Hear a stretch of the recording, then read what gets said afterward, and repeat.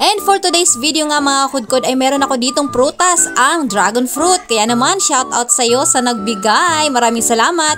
At ito nga pala mga kudkod, first time ko nga pala makabiyak ng ganitong prutas. Abay dati kasi sa abroad mga kudkod, taga-inom lang ako, taga-bili lang ako sa tindahan mga kudkod kasi ang dami nito mga kudkod kaya lang process na siya.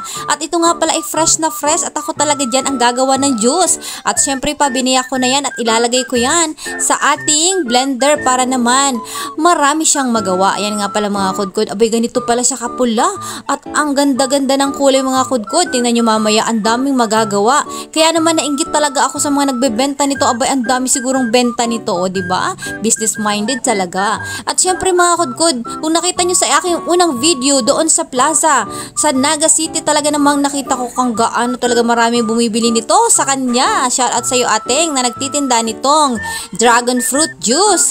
At ganyan nga mga kudkod, ginaya ko lang mga kudkod yung nakita ko, nilalagyan niya rin ng mga ganyan ng kinayo doon sa kanyang baso para naman talagang makulay na makulay ang buhay. Kaya pala naman mga kudkod, talagang marami kang magagawa nito dahil nga naman sa kulay nito at syempre masustansya pa. Hindi siya ganun katamis pero ang sarap nito mga kudkod, lalo na pag malamig talaga. Ma-appreciate mo yung sarap nitong dragon fruit. Ito nga pala mga kudkod ay hindi siya ganun kalaki pero ang dami niyang magagawa. Kasi nga mga kudkod, mamaya papakita ko sa inyo sa dami niyang nagawa niya, talagang concentrated pa rin yan.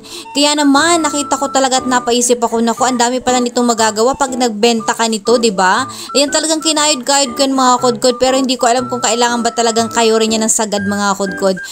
Aba, first time ko nga pala mga kudkod na ako talaga yung gagawa ng juice galing talaga sa prutas na ito mga kudkod. Ayan, ayan kung nakikita nyo naman talaga naman, nakita nyo talaga, aba, ang pula-pula nyan mga kakudkod. O diba, kaunti lang yung lagay ko pero mamaya pulang-pula yan mga kudkod. Tsaka maliit nga pala ang aking baso dyan kaya naman talagang concentrated yan. At sabi nga ng kapatid ko, aba magtinda daw ako nito mga kudkod dahil nga naman sa Manila ay usong-uso talaga ang ganitong mga dragon fruit. Sabi ko nga dati, ano ba talagang itsura niyan at gaano ba talaga kasarap yan? Kasi yung mga binibili ko talaga mga kudkod doon sa ibang bansa ay talagang matatamis na, nilalagyan na nila ng mga sugar, ayan, mga process na kasi mga kudkod, nasa botilya na, botilya talaga, no? At syempre lalagyan ko yan ng honey, o diba? Para naman talagang masarap at syempre masustansya. Ayan nga palang honey na yun ay nabili ko yun sa mga dumadaan dito, sabi nila ay wild honey daw ito mga kudkod. At legit naman siya kasi ilang months na ba yun? Ayun, nasa ref yung mga kudkod, ref talaga, oy, nasa ref yung mga kudkod, aba, hindi naman siya napanis at syempre, sabi nila kung paano daw talaga mapapatunayan na ang honey ay legit. Ang gawin mo lang mga kudkod ay ipatak mo lang yan. O, ilagay mo sa ganyan mga kudkod. Pag hindi daw yan naputol mga kudkod habang ikaw ay naglalagay sa iyong baso o ganyan mga kudkod, ay legit daw yan. Kumbaga hindi napuputol yung haba niyan, yung habang nilalagay mo o pinapatulo mo sa baso. O ganun daw mga kudkod. Ewan ko sa inyo. Iba-iba tayo, diba? O ayan mga kudkod, ilalagay na natin yan sa blender para paikot-ikutin na natin yan. Aba, excited na talaga ako yan mga kudkod. Aba, first time ko talagang magkagawa ng ganitong dragon fruit. Ayan. At syempre pa sa unang pindot, aba, hindi talaga gumana. At ito na nga mga kudkod, gumana na ang ating blender. Abay, ang bilis na mga kudkod. Ito nga palang blender ko na ito ay dala-dala ko pa yan mga kudkod. Aba, ang bilis nito mga kudkod talaga. Talagang pino yan mga kudkod.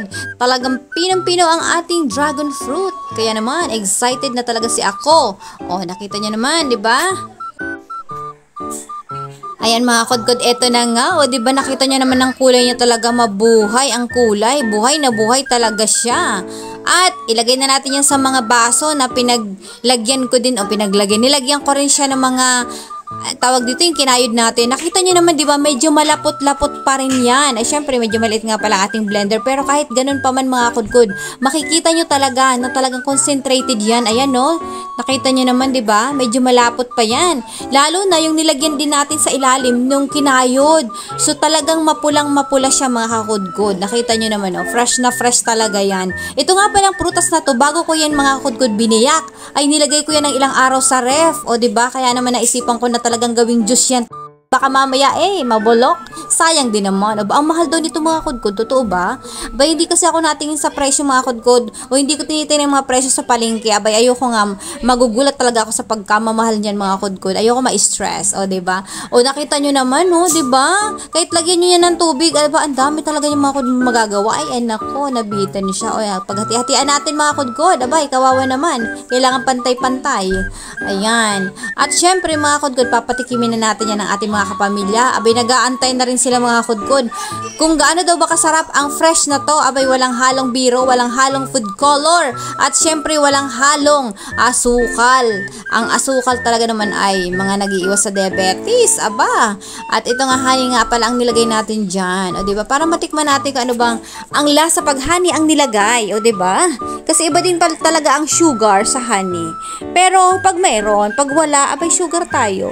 Pero mga kudkod sabi nila, ang brown sugar daw, ang talagang healthy. Ayan. So ito na mga kudkod, pwede natin ilagyan ng tubig kasi malapot-lapot pa yan. Siyempre yung ating mga kids, gusto nila na may gatas, sige lagyan natin ng gatas. Pero kami mga kudkod adult ay hindi namin yan nilagyan ng gatas. O diba, by choice lang yan mga kudkod. So ganyan nga kasi mga kudkod yan nakita ko doon sa plaza, nilalagyan niya ng gatas.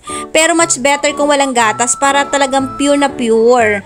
Siyempre sa mga kids, gustong gusto yan na may gatas. So okay lang, lagyan natin ng gatas para masarap. At siyempre, ma-appreciate ng ating mga kids. O diba? Parang milk tea or dragon fruit milk tea. Fresh siyempre. Ayan. Halo-haluin ng konti para naman ma-distribute yung lasa. Ayan na naman tayo sa distribute. At ayan na nga mga kudkod, ready to serve na yan. Mabula-bula talaga yung mga kudkod. Kasi masarap talaga yun mga kudkod. Lalo na fresh na fresh. At syempre malamig. Kung may ice tayo mga kudkod, pwedeng lagyan natin yan para talagang wow, refreshing. At ito na ang ating guest for today. Painumin natin yan. Aba, ang sabi niya, sarap naman ito. Abay, makaulit nga. Ayan. At yun nga pala ang aking hipag. Abay, lunch break niya. Kaya naman nandito siya. Tama-tama, nagawa ako ng dragon fruit na juice. Ayan, sabi niya, hindi ko talaga makakalimutan ng lasa. At syempre, si Mamang. Ayan na, punta natin sa tindahan. Abay, magugulat siya mga kudkod. Alam mo nyo ba, ang sabi niya sa akin, aba, ang ganda ng kulay. O, diba na-appreciate niya? Talagang girl na girl ang kulay. Ayan, sabi niya nga na sa akin ay talagang ang ganda ng kulay. Itong anak ko talaga naman, hindi talaga pinalagpas. Nakatikim na siya niyan mga kudkod pero dun sa plaza. Pero tingin ko talaga ito yung the best. Kasi ito ay concentrated. At syempre pa, thank you so much!